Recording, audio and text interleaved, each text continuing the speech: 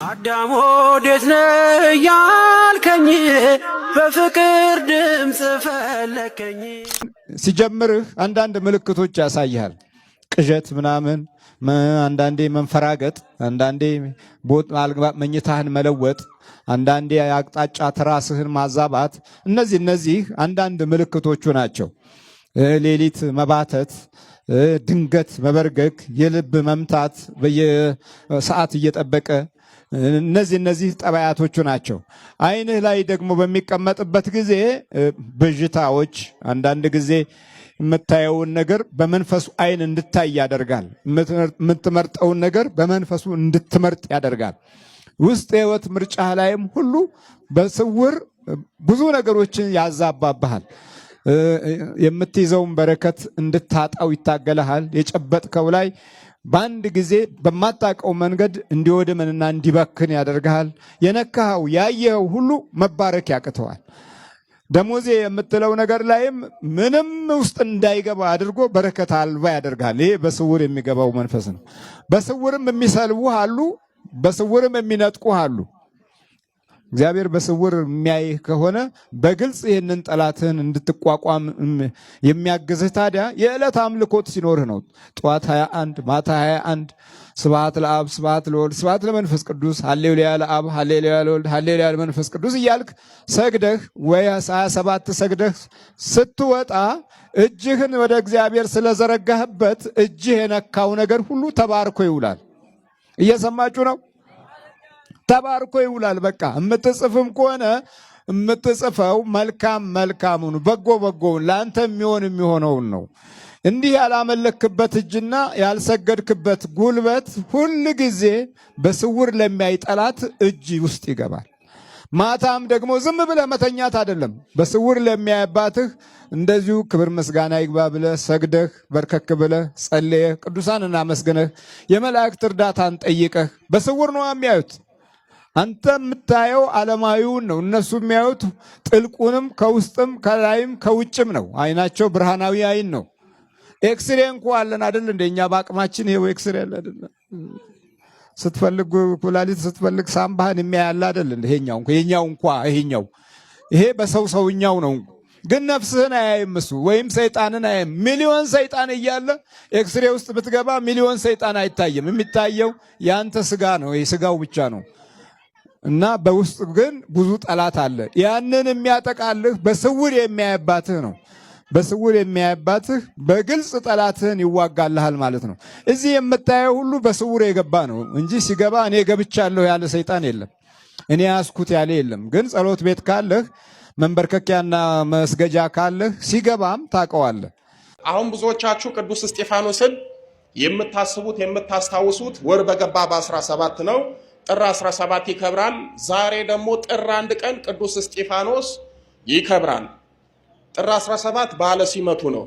ነገር ግን ጥር 1 ቀን በዛሬው ዕለት ሰማዕቱ ቅዱስ እስጢፋኖስ የተወለደበትና በድንጋይ ተወግሮ የሞተበት ነው። ምን አልኳችሁ? ልደቱና ሞቱ ወይም ደግሞ የተወለደበትና በድንጋይ ተወግሮ የሞተበት ቀን ነው። መቼም ሳይገባኝ ኢየሩሳሌም ሄጄ ሰማዕቱ ቅዱስ እስጢፋኖስ በድንጋይ የተወገረበት እና የተቀበረበትን ቦታ አይቼዋለሁ። በጣም ነው የሚያሳዝነው። ሰማዕቱ ቅዱስ እስጢፋኖስ በድንጋይ ሲወገር የነበረው ያ ሕያው ምስካሬ ድንጋይ ዛሬም ድረስ አለ። ቅዱስ እስጢፋኖስ የተወገረበትና የሞተበት ቦታ በግሪክ ኦርቶዶክስ ቤተክርስቲያን ይዞታ ስር ነው የሚገኘው። ዛሬም ድረስ ሰዎች እዛ ቦታ ላይ እየሄዱ እያዩት በረከቱን ያገኛሉ።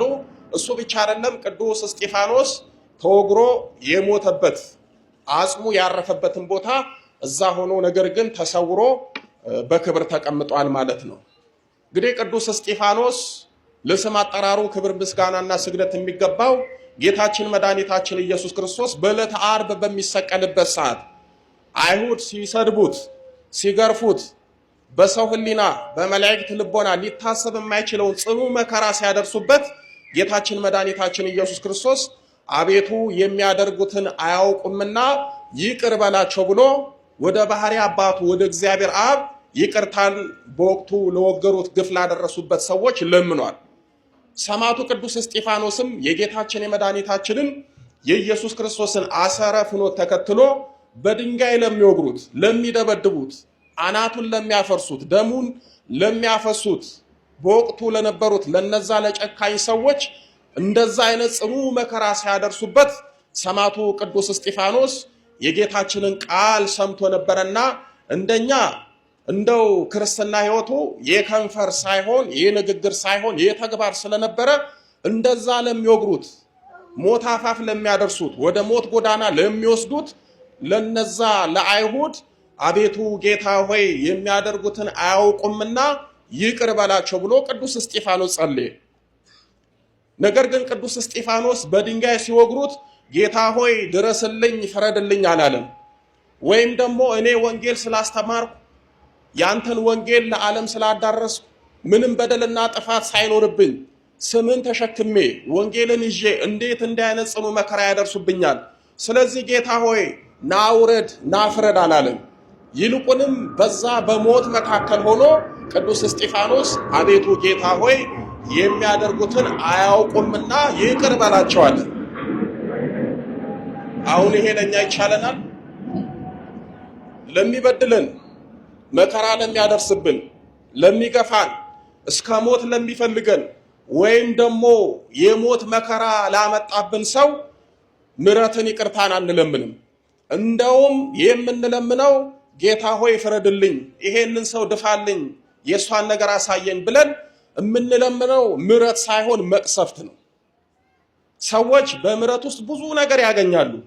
በይቅርታ ጸሎትና በይቅርታ ውስጥ ብዙ መልሶ የማያገኙትን ነገር ያገኛሉ።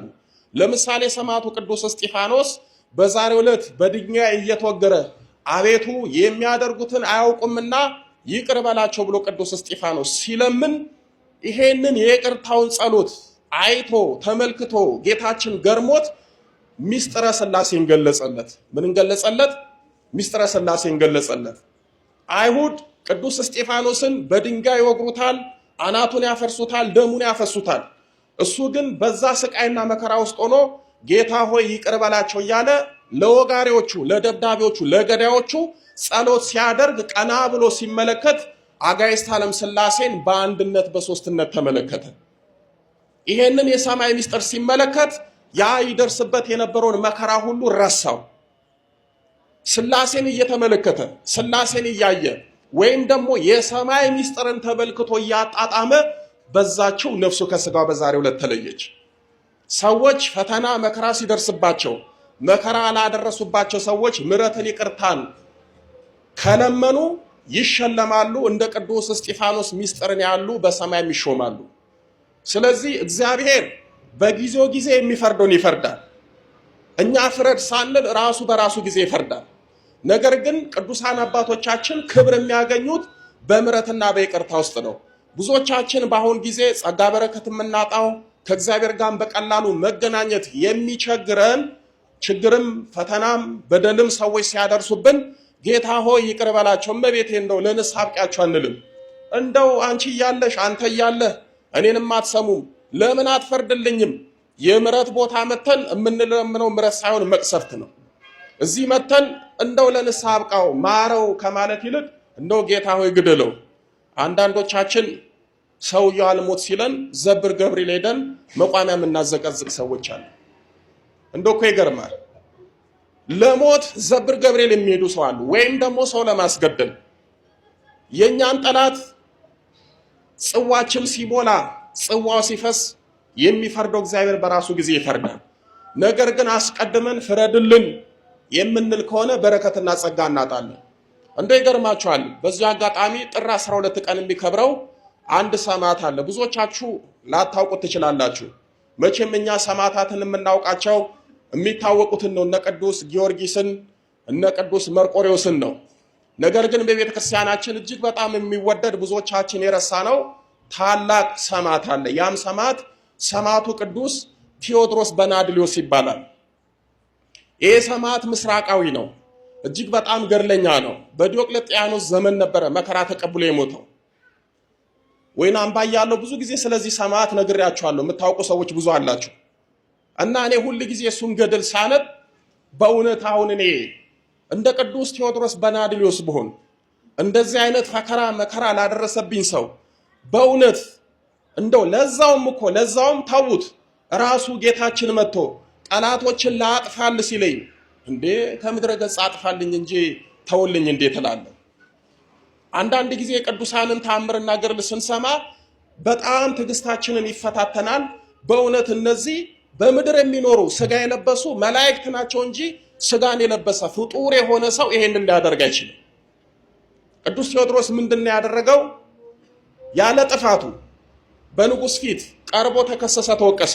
እሱ ብቻ አይደለም፣ ለጣዖት ስገድ ክርስቶስን ካድ ተባለ። እሱ ምን አለ? እኔ ለጣዖት አልሰግድም ክርስቶስን አልክድም አለ። እንግዲያውስ ለጣዖት የማትሰግድ ክርስቶስን የማትክድ ከሆነ ይሄንን ጽኑ መከራ እናመጣብሃለን ብለው ወሰዱት፣ ከከተማ ወጡት። እጅግ በጣም ግዙፍ ዛፍ ነበረ። በዛ ላይ ወስደው ሰም ከፈትል እንደሚጣበቅ ቅዱስ ቴዎድሮስ በናድሊዮስን ከዛፉ ጋር አጣበቁት። ከዛ ጉልበተኞች የሮማ ወታደሮች መጡና በዛ በሰውነቱ ላይ 153 የብረት ችንካር ሰውነቱ ላይ ቸነከሩት። ችንካር ብቻ አይደለም፣ ያ ችንካር ክንድ ከስንዝር ነው። ሙሉ ሰውነቱ ላይ ከአናቱ እስከ እግሩ ድረስ 153 ችንካር ቸነከሩበት። በዚህ ሰዓት ሰማዕቱ ቅዱስ ቴዎድሮስ በናድሊዮስ ሰውነቱ ሁሉ ከጥቅም ውጭ ሆነ። ጎድኖቹ ተሰባበሩ፣ አጥንቶቹ ተሰባበሩ፣ ስጋ ሁሉ ፈራረሰ። እግዚአብሔር በታምራት ብቻ ነፍሱ ከስጋው ሳትለይ ቀረች። ስጋው ተበጣጥሶ አጥንቱ ተከስክሶ ደሙ ፈሶ በስቃይ በነበረበት ሰዓት ጌታችን መድኃኒታችን ኢየሱስ ክርስቶስ ከሰማይ ሆኖ ቅዱስ ቴዎድሮስ በናድሊዮስ ላይ የሚደርስበትን መከራ አየና ወደ ሰማዕቱ መጣ። ከዛ ምን አለው? ወዳጄ የሰማዕቱ ቅዱስ ቴዎድሮስ በናድሊዮስ ሆይ እነሆ በሰው ሕሊና የማይታሰብ ይሄንን መከራ አድርሰውብሃል። ሳትበድል ግፍ ሳትሰራ ይሄንን ሁሉ መከራ የተቀበልከው ለኔ ነው። ነገር ግን እነዚህ ሰዎች አይተንም ሰምተንም በማናውቀው መከራ ስላሰቃዩ እንዶ ቴዎድሮስ ሆይ እንደዚህ መከራ ያጸኑብህን ሰዎች ከምድረ ገጽ ላጥፋል ብሎ ጌታችን ጠየቀው። አሁን እኛ እንደዚህ ብንባል ምንድነው የምንለው? አንዳንዶቻችን ቸኩለን እንደውም ምነው ጌታ ሆይ ዘገየ እንላለን። ሌሎቻችንም ከምድረ ገጽ አጥፋልን እንላለን። ቅዱስ ቴዎድሮስ ግን ይሄንን አላደረገም። ምን አለ? ጌታ ሆይ እነሱን ማራቸው፣ ይቅር በላቸው። እኔ ደግሞ ስለ ስም በሰማዕትነት ልሞት፣ ስለዚህ እኔም በሰማዕትነት ውሰደኝ፣ እነሱን ማረልኝ ብሎ ለመነ። ይሄ ይኸውላችሁ እንኳን ሊተገበር እንኳን ሊደረግ ሊታሰብ እንኳን አይችልም። ምክንያቱም አንድ ሰው ላይ 153 ችንካር ተቸንክሮበት በሞት አፋፍ ላይ ሆኖ ለዛውን ጌታችን ሊፈርድለት መጥቶ የጌታን የክርስቶስን ፍርድ በምሕረት በቸርነት መቀየር የሚታሰብ አይደለም። እሱ ፈራጅ ነው፣ አምላክ ነው። ግፉንና በደሉን አይቶ መጥቶ ልፍረድልህ ሲለው ጌታ ሆይ ፍረድልኝ ማለት ይችላል። እውነትም ደግሞ ይፈርድለታል። ይሄንን እኮ ቅዱስ ጊዮርጊስ እኮ አድርጎታል። ታውቃላችሁ አይደል?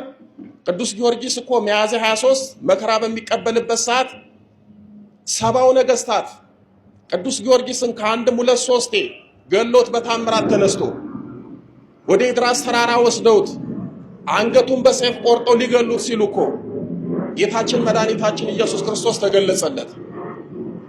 ወዳጄ ጊዮርጊስ ሆይ እነሆ ዱዲያኖስና 70 ነገስታት በቤተ መንግስት ውስጥ እየሳቁ እየተሳለቁ በእጃቸውም ወይን ይዘው እየጠጡ እየተደሰቱ ነው። ስለዚህ ምን ላድርግልህ አለ። ጌታ ሆይ እኔን በሰማዕትነት ውሰደኝ፣ እነሱን ግን ከምድረ ገጽ አጥፋልኝ አለ። እንዴት አድርጌ ላጥፋለህ? እሳት ከሰማይ ይዝነበል ቃል ተናገር አለ። ቅዱስ ጊዮርጊስ ሲሞት ገሎ ነው የሞተው። ቅዱስ ጊዮርጊስ በስጋው ሲጠፋ እነሱን አጥፍቶ ነው የሞተው። ጠላቶችንም ማጥፋት ይቻላል። ቅዱስ ቴዎድሮስን ደግሞ ስንመለከት ጠላቶቻችንን ማስማር እንችላለን። እግዚአብሔር ለጠላት ምሕረትን ይሰጣል፣ በጠላት ላይ ይፈርዳል የሚለው ለማየት የሁለቱን ገድል ለኛ ጥሩ ነው። ቅዱስ ጊዮርጊስ ግን ጠላቶቹ ላይ ያስፈርደዋል። 70 ነገስታት በቤተ መንግስት እየተሳቁ እየተሳለቁ ጊዮርጊስን አሸነፍ ነው ብለው በእጃቸው የወይን ጽዋ ይዘው ጨልጠው ሳይጨርሱት ቅዱስ ጊዮርጊስ በጸሎቱ ከሰማይ እሳት አውርዶ እነሱን ከምድረ ገጽ አጥፍቷቸዋል። ቅዱስ ቴዎድሮስ ግን ጌታ ሆይ ማርልኝ፣ እኔ ደግሞ ስለ ስምህ በሰማዕትነት ልሙት ብሎ ለመነ። ይኸውላችሁ ሰው የትኛውንም ያህል መከራ በደል ሊያደርስባችሁ ይችላል። በመተት ሕይወታችሁንም ሊያስሩ ሊያበላሹ ይችላሉ። እናንተ የምትፈቱት እነሱን እሰርልኝ ሳይሆን እነሱን እንፈታልኝ ስትሉ ነው። እናንተ የምትድኑት ስለ እነሱም ድነት ስትለምኑ ነው። ካልሆነ ግን ምን ይሆናል? ጸሎታችን የምሕረት ሳይሆን የመቅሰፍት ይሆናል። የቸርነት ሳይሆን ግደልልኝ ብቻ በማለት ይሆናል። እንደነገርኳችሁ እግዚአብሔር ካስፈለገ ጽዋ ሲሞላ በራሱ ጊዜ ይፈርዳል። ስለዚህ ቅዱስ እስጢፋኖስ ከጌታው ተምሮ ጌታ ሆይ የሚያደርጉትን አያውቅምና ይቅር በላቸው ብሎ ሲናገር የሰማይ ምስጢር ተገለጠለት። እኔ ስለ ይቅርታ አንድ ነገር ልንገራችሁ። 94-95 ዓመተ ምህረት ጻድቃኔ ማርያም ነበርኩኝ። የዛሬ 23-24 ዓመት ማለት ነው። እዛ በነበርኩበት ሰዓት 2 ለሱባኤ የመጡ ልጆች ነበሩ። እዛው ተወዳጁ፣ ጓደኛ ሆኑ፣ ተጣሉ፣ ተቀያየሙ እና አንደኛዋ በጣም ተንኮል ትሰራባታለች። በጣም ነው የምታሰቃያት። እችኛዋ ግን ሁል ጊዜ እመቤታችን ስል ሄዳ እመቤቴ ሆይ እንደ ወዳ አይደለም ባክሽ ይቅር በያት እያለች እንትን ትላት። ገንዘቧን ትወስዳለች፣ ልብሷን ትወስዳለች፣ እማታረጋት ነገር የለም። ከዛ በዚህ በይቅርታ ብቻ አንድ ቀን እመቤታችን በራእይ ተገለጸችላትና ልጄ ሆይ ተፈተሻል፣ ሕይወትሽ ይሄ ነው፣ እከሌን ታገቢያለሽ፣ ይሄ ይስተካከልልሻል። ከሀ እስከ ፐ ሕይወቷን ነግራት እመቤታችን ባርካት በሰላም አስወጣቻት። ያቺ ተንኮለኛዋ እኔ እስከወጣሁበት ድረስ ጊዜ እዛ ነበረች። ለእኔ ነግራኝ ነበር የወጣችው። ዛሬ አግብታ ሕይወቷ ተስተካክሎ 4 ልጅ ወልዳ አሁን ኒውዮርክ ትኖራለች አሜሪካ። ምን የመሰለ ባል አግብታ። ምሕረትና ቸርነት ይቅርታ ትልቅ በረከት ያሰጣል። ፍረድባቸው ከማለት ይልቅ ማራቸው ማለትን የመሰለ ነገር የለም። እንደነገርኳችሁ ቅዱስ እስጢፋኖስ አቤቱ ጌታ ሆይ የሚያደርጉትን አያውቁምና ይቅር በላቸው ባይል ኖሮ በዛሬ ዕለት ሥላሴን አይመለከትም፣ የሰማይ ምስጢርንም አያይም። አንድነትን፣ ሶስትነትን፣ ሌሎቹ ቅዱሳን ሐዋርያት ያላዩትን ምስጢር በፍጹም አያይም ነበረ። በይቅርታው በምሕረቱ ይህንን አድርጓልና እግዚአብሔር አምላካችን የቅዱስ እስጢፋኖስን ጸጋ በረከትና ልብ በሁላችንም ላይ ያሳድርብን። ሩጫ መጠጥ ሩጫ መጠጥ ሩጫ ሩጫ ሩጫ መጠጥ ዛሬ ሩጫ ቀን ነው። እሺ ሩጫ መጠጥ አቤት አቤት አቤት ቁም ቁም። የሩጫ መጠጥ የሩጫ መጠጥ እንዲሮጥ ነው እንዳይሮጥ ነው እንዳይሮጥ እንዳይሮጥ እንዳይሮጥ እንዳይሮጥ እንዲሮጥ ነው እንዳይሮጥ እንዳይሮጥ ነው እንዳይሮጥ ነው። ወደዚህ እዚህ እሺ እንዴ ቀጥ ወደዚህ ፍጠን። እሺ ስንት ዓመት ነው ከያዝከው? 2 ዓመት። በምንድን ነው የገባው? በጨበጣ። አዎ። አንተ በምንድን ነው የገባው? በልብሱ ነው በልብሱ። አንተ በምንድን ነው የገባው? አቤት በሽቶ በሽቶ በሽቶ ቆባ አጠጋንጀ። ቆይ እንዴት ነው ነገሩ? እንዲሮጥ ነው እንዳይሮጥ ነው? እንዳይሮጥ ነው እንዳይሮጥ። በጨበጣ ታዲያ እንዴት ገባ? በጨበጣ እንዴት ገባ? በቃ በሌላ ነገር ስለማይገኝ ጨበጣ። እንዴት አድርገህ ጨበጥከው? እንዴ ደህና ነህ ብለህ እሱን ጨብጥና ሳይ እንዴት በጨበጥከው? እንዴት አድርገህ ገባ? እንደዚህ እንደዚህ እንደዚህ። ሌላውስ ስንት ናችሁ? 1200 1200። እሺ አንተስ ስንት ነው? 2000 ነን። 2000 ምን 2000 ምን አጋንንት አይነ ጥላ። አንተስ ስንት ናችሁ? 1000 ምን አልከኝ? 1000 ብቻ 1000 ብቻ 1000 ብቻ። አዎ ብቻ። አዎ ትንሽ ናችሁ። ምን አዎ ትንሽ ነው። የት ሮጧል እሱ? አሜሪካ፣ እስራኤል፣ ቻይና፣ አዎ ጣሊያን፣ ፈረንሳይ። ወይ ወይ ወይ ወይ ወይ አሜሪካ 2 ጊዜ። ስንተኛ ወጣ? አንደኛ አንደኛ። ውሽ አሜሪካ አንደኛ። አዎ ፈረንሳይ እንደዚሁ ስምንተኛ። ፈረንሳይ ስምንተኛ። አዎ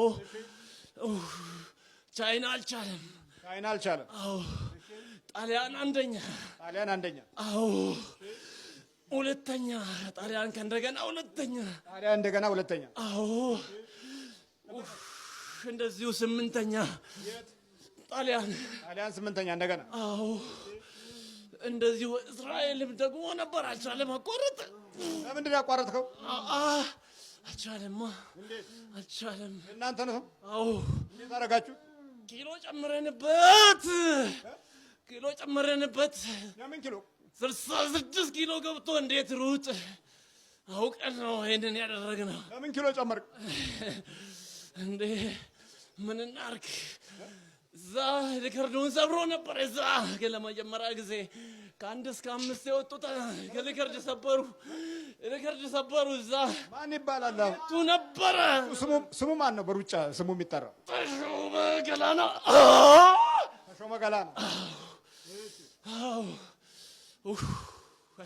አንደኛ የት ሀገር ነው የወጣው? አሜሪካ ሪከርዱን ሰብሮ መኪናውን የሚወሰድ እዛ ነው። የምን መኪና? መኪና እዛ ነው የወሰደው። ምን መኪና? ራቫፎር። ወይዛት በዛብን እባክህ። አሁን ምን ፈልጋችሁ? እሺ ተቃጠልን። አይደለም ምን ፈለጋችሁ ነው? ወዮ መሄድ ነው መቀመጥ ነው? አዎ ብቻለን ብንቀመጥ ደስ ይለን ነበረ፣ ግን አልተቻለንም። ምን እናደርግ? እሺ ወይ አሁን አንደኛ እንዲወጣ ነው የገባችሁት ወይስ ሁለተኛ እንዲወጣ ነው? ሽባ አድርግ ተብለን ተላግነው እንደውም ሽባ አድርግ ነው የተባለው። ሽባ እንዳይሰራ እንዳይለወጥ ባክኖ እንዲቀር። ወዮ ታዲያ እንዴት እናንተ ሰይጣኖች እንዲህ አይነት ሰው ላይ ምን አስገባችሁ? አንገባም ብላችሁ አትከላከሉ? ስራችን ነው መታዘዝ። ታዘን ነው። ምንድን ነው የምትጨናነቀው? ስነ ስርዓት ባለው ተናገር። ስንት ናችሁ? 1000። አሁን ሩጫ እኮ ድንበር አያገናኝ፣ አያጋፋ፣ ወሰን አያካል፣ ርስት አይደለ፣ ሩጫ ነው። ሩጫ ውስጥ ምን አስገባችሁ? አይ ልጁ ኃይለኛ ነው፣ በጣም ይሮጣል። የተመተታችሁት በጠንቋይ ነው በደፍተራ ነው? ደብተራ። በስንት ብር?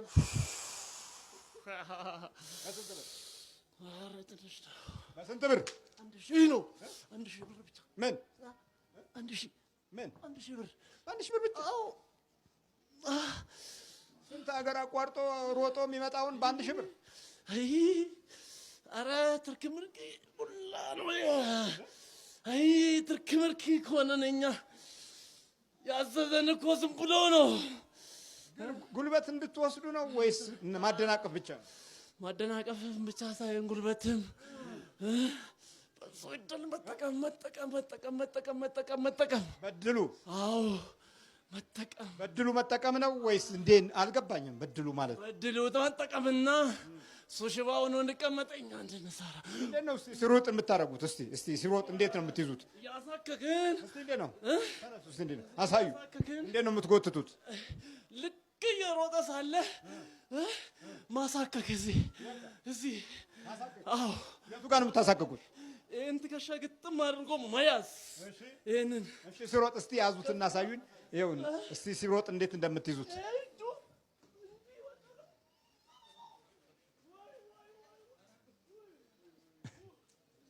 እንዴት ነው የምትይዙት? መታሰር። የቱ ጋር ነው የምታስሩት? ትከሻና እግሩን ማስነከስ ነው መብላት?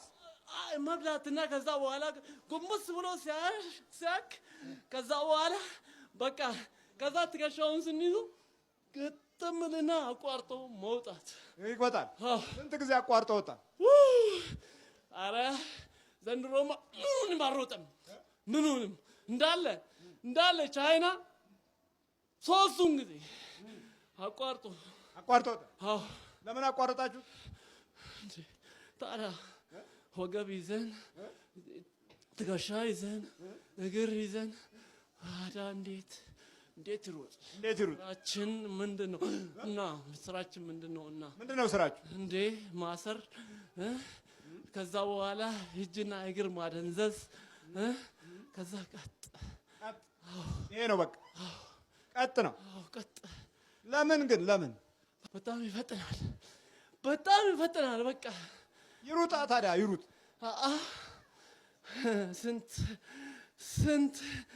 ስንትና ስንት እኮ ነገር አለ። እኛ ምንም ጫንሶኛ አላገኘን። እሱ ግን እንዴት እንደሚሮጥ እየቆረጠ ማን ከተለው? ትሬኒንግ ማን ከተለው? መቁረጥ ነው ስራው። በቃ እዚህ ቁጭ ብለው ያሉ አብረው እየተንተሶተሱ አንዴ ከኋላ አንዴ ከፊት እየሆኑ የምቀኝነት አይኖቻቸውንና የምቀኛ ልቦናቸውን ሰው ላይ ይዘራሉ። ግን ሁሉም ሰላማዊ ይመስላል።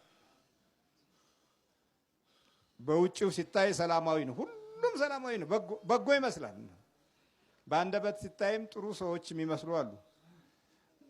በሰይጣናዊ አካሄድ ከዲያብሎሱ በልጠው እንደውም አለቃው ሳይሆኑ ይቀራሉ። የዲያብሎሱ አለቃ የሚሆኑበትም ጊዜ ሳጥናኤል ብዙ ሰራዊት አለው።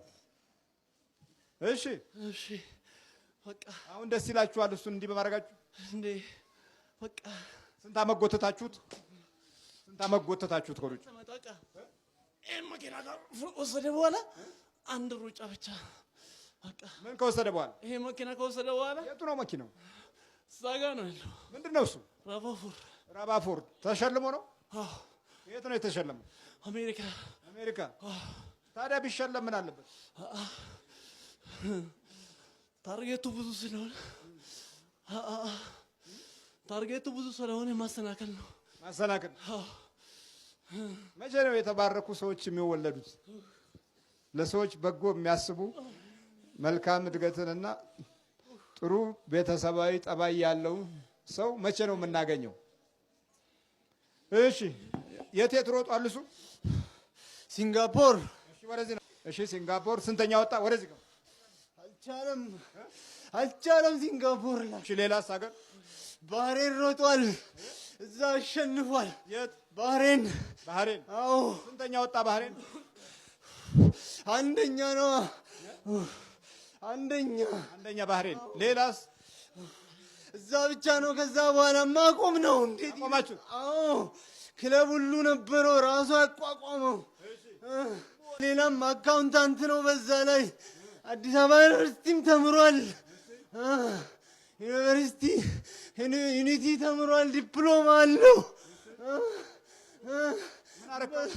እንዳይሮጥ ነው፣ ስራ እንዳይሰራ፣ ከቤተሰቦቹ እንዳይስማማ።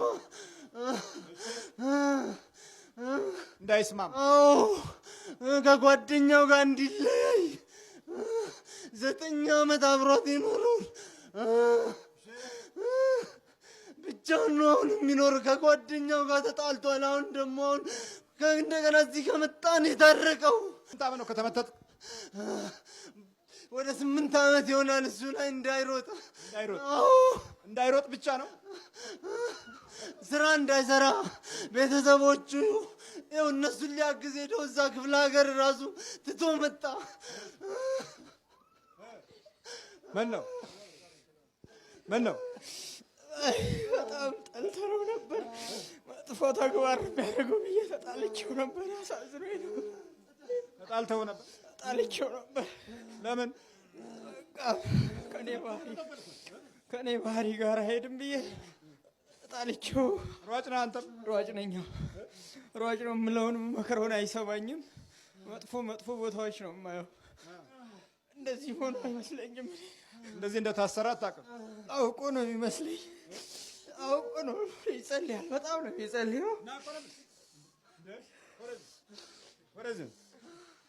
አሁን ውጭ እኮ ይልካል። ልጆች ፍቃድ አውጥተው ልጆች ይልካል ወደ ውጭ ሀገር ለውድድር። ታዲያ ይላካ ምን አገባ? ይኸው ስራውን እናበላሽበታለን። ይኸው ትኬት እንዳይቆረጠ ይኸው ኤርፖርት ሄደን ትኬት ሁሉ እናበላሽበታለን። ለምን እንዳይሄዱ ልጆቹ እንዳያሸንፉበት። የእሱ ያውን የላካት ልጅ ሄዳ አሸንፋለች። የተመተታችሁት ለሩጫ ተግባር ብቻ ነው? ስራ ሁሉ እንዳይሰራ ስራው እንዲበላሽበት ነው። እና አበላሻችሁበት። ታዲያስ ቤተሰቦቹ ጋር አሁን በቅርብ ነው እየሄደ ያለው። ያው ቤት 3 ወር የቤት ገንዘቡን አጥፍተን ያው ለሰው ሰጠን እንዳይቀበል ገንዘቡን ስነስርዓታችሁ አሁን ምን ያህል ገንዘቡን እንዳይቀበል ያው የ3 ወር የቤት ኪራይ ራሱ አልከፈለም። አሁን ያው ለምን አንተ ነው ገንዘብ አጥቶ ይሄን ታዲያ በማድረጋችሁ ደስ ይላችኋል? በጣም እንዲሰቃይ ነው እኛ የምንፈልገው። እንዲሰቃይ? አዎ። አንተስ የት ሀገር ነው የሮጠው? የት ሀገር ነው እሱ ደግሞ የሮጠው? ከሀገር ውስጥ አላወጣም። ከሀገር ውስጥ አልወጣም። ከሀገር ውስጥ አልወጣም። እዚቹ ነው? አዎ እዚች ነው። እዚሁ ታንቶ ሰጥቷል። በቃ እዚች ነው። እሱ ሰርቶ እንደማያገኝ አልፈልግም። ምንድን ነው ሰይጣን አጋንንት ሰይጣን በቃ የእናት ነው ያባት ነው? የእናት እናቱ ነው የመጣው? አዎ። ምንድን ነው ዛሩ? ውቃቢ ነው። ከማህፀን ነው ያዝከው ወይስ ከተወለደ በኋላ? ከተወለደ በኋላ በቃ የገባው? አብረን ያደግከው? አብሬ ነው ያደግኩኝ። እሱ ሰርቶ እንደሚያገኝ አልፈለግም። ና ስሙ ማን ይባላል ይሄ ሯጩ? አውግቸው ይባላል። አውግቸውማ? ጌታውን። አውግቸው ጌታው። አንደኛ የወጣበት ሀገር የት ነው? ባህሬን ላይ። አውግቸው ጌታው። ከዛ በኋላ እንዲጠራ አልፈለግም? እንዴት ይወዱታል እኮ ሰዎች ይወዱታል። በጣም ይወደዱታል። መስሪያ ቤት እኮ በጣም ነው የሚወደደው። የምን መስሪያ ቤት? እዚህ ስኳር ኮርፖሬሽን ይሰራ ነበር። በራሱ ፍቃድ ጥሎ ወጣ። አካውንታንት ነበር እዛ። በጣም ነው የሚወደደው። የስኳር ነጋዴው ይኸው እንደ ጉር ነው የሚወደው እሱን። ይኸው ሌላ ሰራተኛ አይወድም፣ እሱን ብቻ ነው የሚወድ። ሰው በስነ ስርዓት ነው የሚያስተናግደው። በቃ ለምን እንደዛ አስተናገድ? ለምን ሳመው? ነጋዴው ለምን ሳመው ብሎ ይቀራሉ እዛ መስሪያ ቤት ሁሉ። ሳመዋ ምን አገባ? እንቀናለን እኛ እዛ ሁሉ እንቀናለን። የተመተትከው ከየት ነው? ከሩጫ ነዋ። ሩጫ ቦታ ነው? አዎ። ስንት ዓመት ነው ከያዝከው? ወደ 8 ዓመት አካባቢ ይሆነዋል። ክለብ ከመሰረተ 10 ዓመት ይሆነዋል። ከዛ በቃ ክለቡን ልጆች ተበጣበጡና ልጆቹ ተለያዩ። በቃ ፈረሰ ክለቡ ራሱ። በቃ ደስ አለ። በዚህ በጣም ነው ደስ ያለኝ። አጋንንት ናችሁ? ሰይጣን ናችሁ? አጋንንት ነን። ለሀገሪቱ እኮ እና ለህዝቡ ክብር እኮ ነው እሱ የሚሮጠው። አዎ። እና ታዲያ እናንተ ቢያንስ እዚህ ሀገር ላይ ያላችሁ ሰይጣን ለሀገሩና ለህዝቡ አታስቡ? ለህዝቡ ማመን ህዝቡ ተንኮለኛ አይደል? ህዝቡስ ምንድን ነው ነው? ህዝቡስ ሁሉ ከ100% እኮ 30 እንኳን የለም እኮ። ተንኮለኛ አይደል እንዴ? ሁሉ ተንኮለኛ አይደል እንዴ? ተንኮለኛ ነው። አዎ። እና ለህዝቡ አታስቡ? ስለ ህዝብ ማመን የሚያሳስብ ነገር ምን አለ? ምን የሚያሳስብ ነገር አለ? እንደው ለሀገሪቱ ክብርም ዝናም እሱ ሌላ ነው። እንዴት?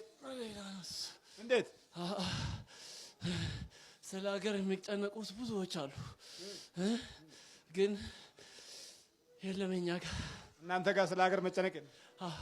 ስለ ህብረተሰብ መጨነቅ የለም?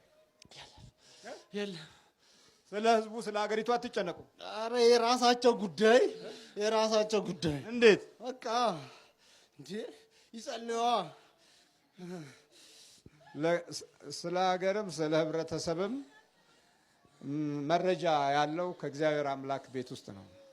ይህንን መረጃ ያጣው ትውልድ ከትምህርት ቤት ብቻ በሚያገኘው መረጃ ክብር፣ ሞገስ፣ ጸጋ፣ ሰላም፣ ፍቅርና ትህትና ከበጎነት ጋር ሊገቡ የሚችሉ ወይም ሊገዙ የሚችሉ ንብረቶች አይደሉም። እነዚህ የሚገኙት በጸሎት፣ በስግደት፣ በሃይማኖት መንፈሳዊ ፍቅር ውስጥ ባሉ ጸጋዎች ናቸው። እኒህ አይነት ጸጋ ያጣው ትውልድ ቢፈርስ፣ ቢጠፋ፣ ቢበላሽ፣ ቢሰበር፣ ቢጎዳ፣ ቢታሰር፣ ቢሞት ደንታ የለው። ለራሱ ሞትን የሚያዘጋጅ ነው። ለራሱ ሞቱንም የሚፈልገው ነው። ምክንያቱም የለም ህሊናው የለም፣ በጠላት እጅ ውስጥ ነው ያለው። ምን ይሻላችኋል? እንግዲህ ሲጸልይ በቀደም ይኸው ሲጸልይ ከሆድ ውስጥ ይሄንን የሚያህል ይሄንን ከዚህ እስከዚህ ያክላል ከሆድ ውስጥ የወጣው ምን በሰገራ መልክ የሆነ ስጋ የሚመስል ነገር ለምን ጸለያ ወጣን፣ አቃጠለና ተቃጠለ። በምንድን ነው የገባችሁት? በልብስ ነው በጫማ ነው? እሱ እዛ ቦርሳዋን እሱ አዲስ ቦርሳ በየጊዜው ይገዛል ሻንጣ፣ እዛ ላይ በቃ እያደረግንበት። በሩጫ ውስጥ ነው የተመተታችሁ? አዎ እንዳንገላ እዛ ክለብ ሲሄድ ነው እንጂ እነሱ የራሱ ክለብ ጋር ሲሄድ ተመተታችሁ? አዎ። ተመርከክ ተመርከክ፣ እሺ ተመርከክ። ቶሎ ተዘጋጅ። ቧጥ ነው ከእግሩ ቧጥ ነው። ቶሎ በል ቧጥ ነው። አፍላይ ቶሎ በል። ይህችም ሩጫዋም በራሷ ልዩ አደጋ ሆነች። የሚገርም ነው። በአበሻ ምድር ውስጥ መታየት ከእግዚአብሔር ጋር ካልሆነ አስቸጋሪ ነገር ነው። የትኛው ዓለም ላይ መኖር እንደሚቻል፣ የትኛው መንደር ውስጥ እንደሚቆይ። ሌላው ዓለም እኮ ቢያንስ ራሱ ላይ ነው ሰይጣኑ ያለው፣ እኛ ሌላ ላይ ነው የምናስገባው።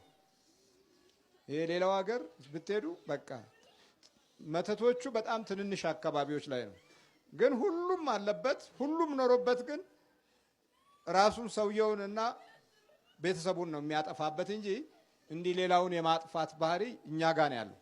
በል ተዘጋጅ፣ አፍላይ ውጣ፣ አፍላይ ተዘጋጁ፣ ተጠጋ፣ ወደዚህ ተጠጋ። ይሄኛዋ ገና ከሀገር እንኳን እንዳይወጣ እዚችው ነው ጢቢ የሚጫወትበት። ተዘጋ፣ ወጣ፣ አፍላይ። ሁላችሁም ስንት ናችሁ? አንድ ሺህ ምን? አንድ ሺህ ምን? ጥላማ አይነ ጥላማ አለን። አንድ ሺህ ምን? 1000 አጋንንትም አይነ ጥላ ጋር አንድ ላይ 1000 አንተስ? 1200 አንተስ? 2000። ለምን እንደዚህ በዛችሁበት? በቃ ስራችን ነው። በኢየሱስ ክርስቶስ ስም፣ በስላሴ ስም፣ በወላዲተ አምላክ ስም፣ በቅዱስ ሚካኤል ስም ወደ ሲኦል እንገባለን። በአማኑኤል ስም ሲኦል ታስረናል። ቶሎ 7 ጮህ ነው።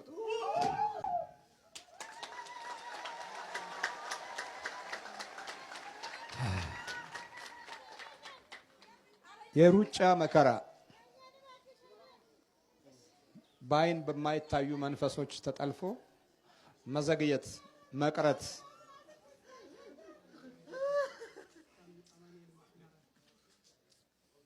ወረዝ ነው።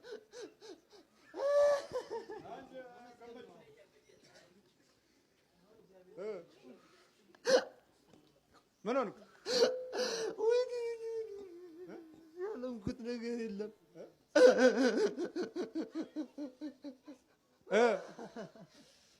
በጣም እግዚአብሔር የተመሰገነ ይሁን። እኔ በጣም ተሰቃይቻለሁ። በጣም ነው የተሰቃየሁት። ምን ነው የሚይዝህ ስትሮጥ? ስምህንና ንገራቸው። እኔ ተሾመ እባላለሁ። እንግዲህ ብዙ ጊዜ እኔ በጣም ሮጣለሁ። ልክ በቃ ደህና ሆኜ የሰራውኝ በቃ ደህና ነኝ ስል አንገቴን ይዘኛል። ይሄ አንገቴን ይሄ ፓርት እንደዚህ ይዘኝና በጣም እሰቃያለሁ። በቃ ይደነዝዘኛል፣ እጄን ይደነዝዘኛል። ከዛ በኋላ በቃ ቀጥ ብዬ ነው የምቆመው። ግራ ገባኝ። ይበላሃል። እግርህን እዚህ ጋር ደግሞ እግሬን ይበላኛል፣ አቁስሎኛል ሁላ እዚህ ላይ። ይሄ አሁን ነው ሄዳ ነው። ይሄ እንደዚህ ቺፍ ሆኖ ነበር፣ ቺፍ ሆኖብኝ። ይሄ እዚህ ጋር አሁን ነው ሄዳ ነው እና እየበላህ ነው የምታከው። እየበላኝ በቃ ልክ ከረር እያደረኩኝ ሲሄድ ያሳክከኛል። ከዛ በኋላ በቃ ቆሜ አካለሁ። ቆሜ አካለሁ። እየሮጥክ? አዎ የቆሮጥኩኝ ቆሜ አካለሁ ግራ ሲገባኝ። ከዛ በኋላ እናደድና በቃ ብቀርብኝስ ብዬ ጥዬ እወጣለሁ። በቃ የሚገርም ነገር ነው። የሚገርም ነው። በጣም የሚገርም ነው። ከዛ በኋላ ደግሞ ከቆምኩ በኋላ ለምን ሰራለሁ፣ ለምን አልተወም አንድነቱ ነው ብዬ ተስፋ ቆርጣለሁ። በቃ እኔ በቃ እግዚአብሔር ሳይረዳኝም ለምን አይረዳኝም? እሱ ነው ማምነው። ግን ለምን እንደዚህ ይሆናለሁ? ለምንድን ነው እንደዚህ ሰይጣን በእኔ ላይ የሚበረታው እያልኩኝ በጣም ይበሳጫለሁ።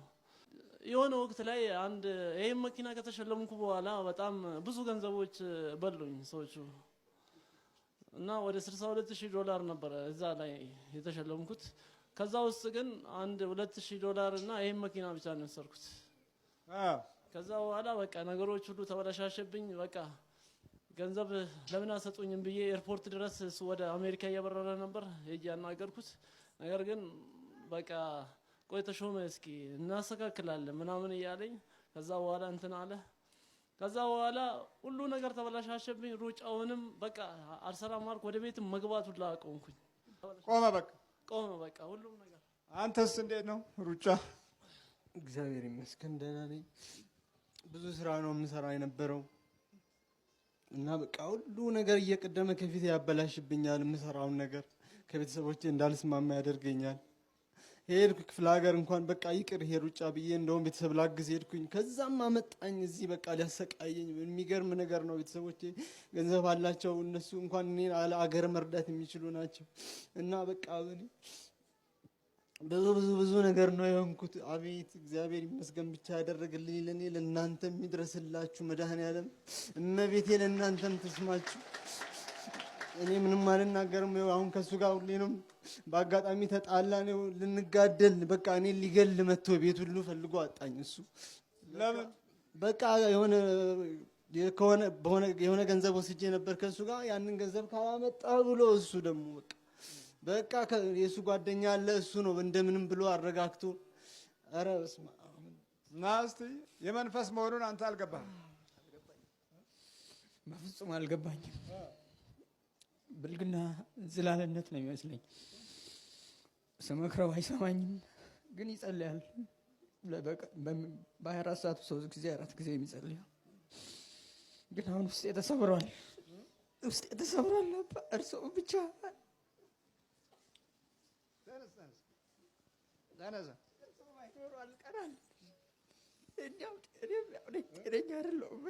አንተም ያው በጣም አላውቀውም። እኔ ራሴ ጤነኛ አይደለሁም። እኔም አንተም አይደለም። አንተስ እንዴት ነው? ክፍለ ሀገር አልሄድክም? ሂጃለሁ። ምን በቃ መሮጥ አቃተኝ። ምንም ጉልበቴ አይዞህ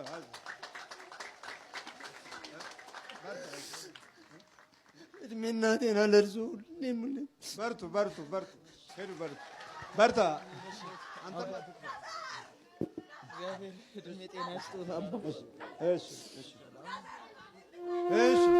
አዳም ወዴት ነህ ያልከኝ በፍቅር ድምፅ ፈለከኝ። አልብሰኛል ነጩን ልብስ እወድሃለሁ ኢየሱስ፣ አከብረሃለሁ ክርስቶስ።